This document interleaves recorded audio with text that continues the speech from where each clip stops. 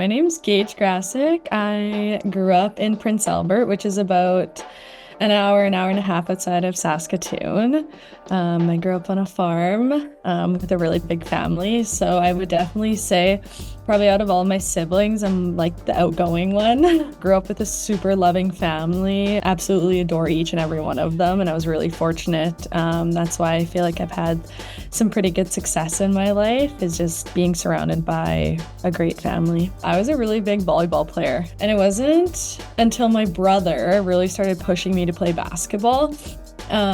But like we would be outside, he built himself his own hoop. The only way I would play basketball is if he played volleyball with me. So we'd be in the farmyard playing pepper, rallying back and forth with a volleyball. And the only way I would play basketball is if he did that with me. So like he would play volleyball for hours with me just to play like 10 minutes of basketball with him. He was my first inspiration.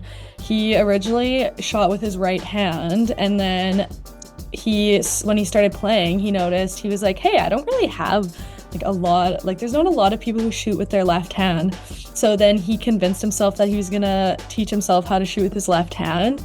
And yeah, now he can shoot with both hands, but like dominant with his left, which is so inspiring to me that I was like, what the heck? Like, how do you love basketball this much to actually want to be like switching which hands you shoot with? When I was in elementary school, I went to a school with like 60 kids max. So sports were like, you were always co-ed. So in grade 7 and 8, I ended up playing on the boys basketball team because we couldn't have enough girls to play. And I think that was like my first point where I was like, I love basketball because it's so competitive. Playing with like all the guys and the girls who could, who chose to play, that was just such a fun atmosphere. When I moved into high school, it was this amazing group of young women who wanted to play basketball all of a sudden. And it wasn't, I was playing with the guys, I was playing with these like amazing athletes who wanted the same thing as me. And it really stemmed from the coaching staff who just inspired each and everyone every day. I think something that, especially with high performance athletes, is sometimes you lose the love for the game. And I think, growing up, I was a multi-sport athlete, so I played whatever I could. I always laugh. My parents, and especially my mom, drove me all over the map. Like, she really put on miles just to let us go and play sports. And so I think that was, for me, like the biggest thing was, my parents were so open for all of us siblings. If we wanted to try something, like they let us do it. And I think that was so inspiring because it wasn't, in grade 4, I played basketball and that's all I ever played. I played every single sport, same with my siblings. So I think I just never lost the love of just being like physically active or being on a team of people who, want the same goal. When you get into university sports, sometimes it can feel like a job. Like, absolutely, you're doing it 5-6 hours of the day on top of your studies. So I definitely think at a young age, just learning to love being with other people and being on a team has what made like my past 4 years going on to my 5th year just so special, and you just never lose the feeling. So in Saskatchewan, it's called Hoopla, which is the high school provincials. And I remember we hosted it in my grade 10 year at Carleton and in Prince Albert. And I just remember like looking at the crowd of people that was in the pack at the time, like the C pack it's called at Carleton, and just being like, holy crap, like this is what it's like at like a Husky game. Like, how do I want to have this feeling like for a long time. I love thinking back to high school because it's so fun when you're in grade 12 and you're getting recruited and places want you. Like, that is such a great feeling, and every athlete goes through it. But I think I always knew deep down, I mean, when you look at the coaching staff, especially at the University of Saskatchewan, they just came off winning a national championship in 2020 when I committed to play there. And so, yes, of course, you want to go to the best team now at the time in the nation. But not only that, you speak to every single one of the players at the time, and they just speak volumes to the coaching staff and how good of people they are and how much much you get out of that experience playing on the team. It's not just basketball in this community. It's how you're going to be a better person. It's how you're going to be, a community leader.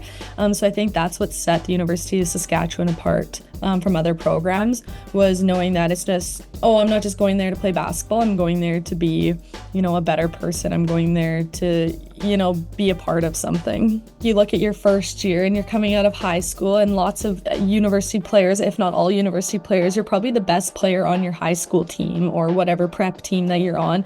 And then you get into a group of people where you're probably not the best anymore, because people are 5 years older than you. They've got 5 years of experience.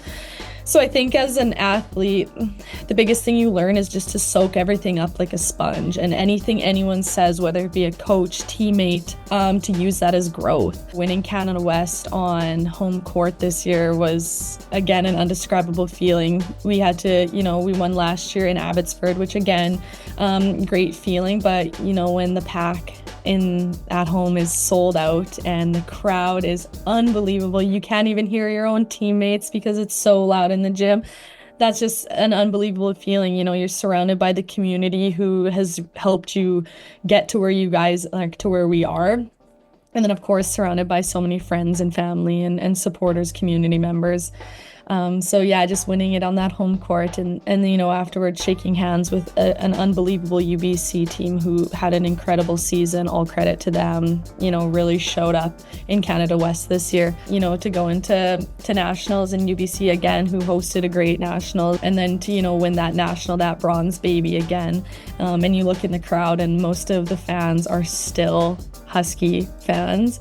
Just shows you how much of a community that we're a part of. Lots of people don't realize how much time and effort really goes into any university sport. All the time we spent in the gym at 6 in the morning or 7 in the morning, 8 in the morning, practices that run an hour overtime because we really need to drill in this one concept, or it's all those little things that you finally see pay off, because it's hard as an athlete. Like in those moments, do you want to wake up for a 7 o'clock lift? Probably not. Do you want to, on a beautiful summer day that you could be at the lake, you're in a gym working with 10 of your other teammates? Those are the sacrifices that lots of athletes, every athlete has to give up. So definitely in that last, minute, in my brain, it's just running through all of the things that, potentially that we give up as athletes.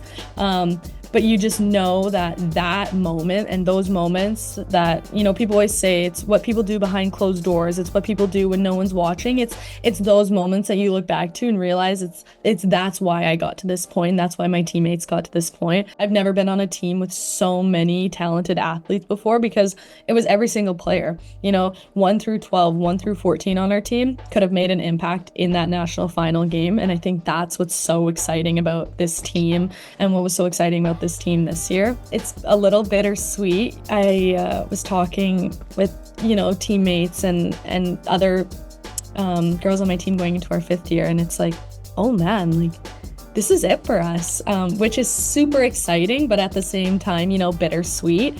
So I think especially, sometimes you, like I said, dread going to that summer practice, but I think it's just something so special this year that, you don't dread it, because it's, kind of your last go, and it's your last time doing this. So I think this year, as much as it's going to be bittersweet, you just learn to soak up those moments a little extra, because, it's probably going to be the last time you feel that way. I think for me, success is just what makes you happy and what makes you motivated, what gets you up in the morning. Being successful this year on the basketball court was not winning awards. It was not winning a national championship. Being successful was creating a bond with my teammates that's going to last forever. And so I'm super fortunate that, we had a successful season, because I know 10 years down the road, these group of female athletes are still going to be my best friends. And I think that's what's so exciting. It makes me so incredibly proud to be a female athlete. I know so much about so many different athletes and so many different sports, which is so inspiring because it's not just, eyes on basketball now, it's eyes on hockey, it's eyes on golf, it's eyes on tennis, it's eyes on volleyball. So I think that's so inspiring as another female athlete, that it's just, again, like a community of people that just hold ourselves to this bigger standard. So it's so fun to watch, the women's hockey win this year or women's volleyball win this year, because it's these people that I actually, can put a name to a face. So, and then not only that, just seeing what they do in their communities is super inspiring. And realizing that, female and male sports are leveling out. A reason someone might watch a male sport is totally different than a reason they might watch a female sport. And that's super exciting because there's advantages to both sports. And I think especially, growing up, there was a huge misconception that, male sports were better because males are more athletic. And that was always something that stuck with me. Someone said to me one time that kind of made me super angry, as it would make any female athlete angry.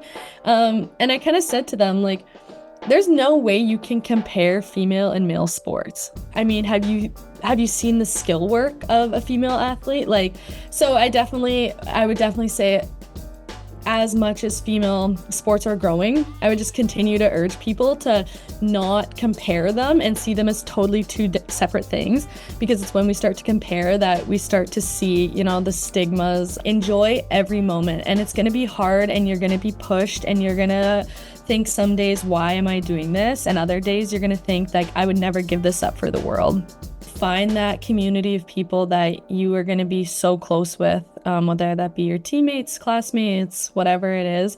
Just find that group of people that it's going to make your university life amazing, because, like I said, being in my fifth year and, seeing the end of it, I'm definitely going to miss so much about it. So soak up those moments and love every aspect of it as much as you can, because, only a select few people actually get to play on a university sport and university team. So definitely count yourself lucky.